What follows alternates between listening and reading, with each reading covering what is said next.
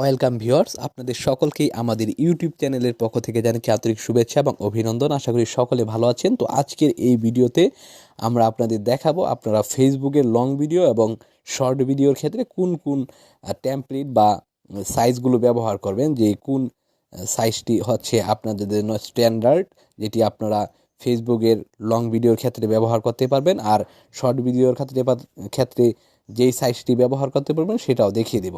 তো আজকের এই ছোট্ট ভিডিওটি যদি আপনারা দেখে নেন তাহলে কিন্তু অবশ্যই আপনারা ফেসবুকের কন্টেন্ট তৈরি করতে পারবেন খুব সহজে। তো এইখান থেকে আমরা কাইনমাস্টারে দেখাবো এবং আপনি যে কোনো ভিডিও এডিটরেই কিন্তু সেই সাইজটি দেখে নিতে পারবেন এবং এই সাইজগুলোই সাধারণত হয়ে থাকে। তো আমরা এখানে ক্রিয়েট নিউয়ে ক্লিক করছি। তো এইখান থেকে ক্লিক করেই কিন্তু আমাদের যেই প্রজেক্টের সাইজটি, তো সেটি এখান থেকে নির্মূল বা রেশিওটি, তো এক্সপেক্টেড রেশিও এখানে দেখতে পাচ্ছেন। আমরা ফেসবুকের ক্ষেত্রে লং ভিডিওর ক্ষেত্রে 1:1, এখানে ইনস্টাগ্রামে একটা আইকন রয়েছে, তো এই সাইজটি আমরা ব্যবহার করতে পারি। এটি হচ্ছে সব থেকে স্ট্যান্ডার্ড।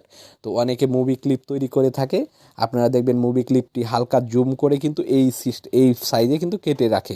তো সেই ক্ষেত্রে এই সাইজটি অনেক ভালো বা স্ট্যান্ডার্ড কোয়ালিটিতে ফেসবুকে চলে থাকে। এবং দ্বিতীয়তে হচ্ছে আরেকটি 4:5।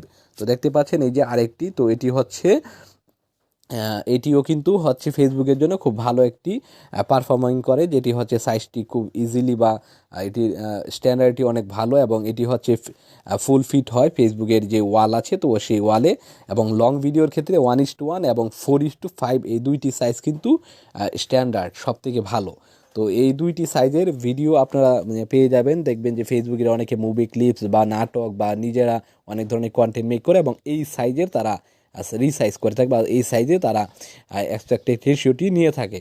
তো সেক্ষেত্রে আর একটি বিষয় হচ্ছে যে আপনারা শর্টস বা রিলসের ক্ষেত্রে কোন সাইজটি নেবেন, এটি হচ্ছে 9:16। তো এই সাইজটি হচ্ছে শর্টসের ক্ষেত্রে। তো শর্টসের ক্ষেত্রে সাধারণত একটি সাইজে হয়ে থাকে।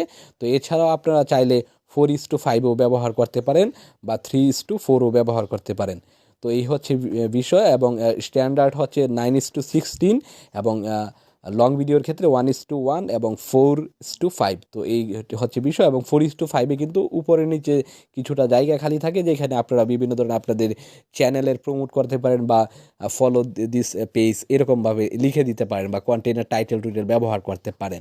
তো এই হচ্ছে বিষয়। তো আজকের এই ভিডিওটি এই পর্যন্তই ছিল। অবশ্যই আপনারা যারা যারা ফেসবুকে কন্টেন্ট ক্রিয়েটর হিসেবে জয়েন করেছেন তাদের জন্য আজকের এই ভিডিওটি খুবই গুরুত্বপূর্ণ। যদি ভিডিওটি ভালো লেগে থাকে অবশ্যই ভিডিওটি লাইক করবেন, চ্যানেলটিকে সাবস্ক্রাইব করবেন। ধন্যবাদ সবাইকে।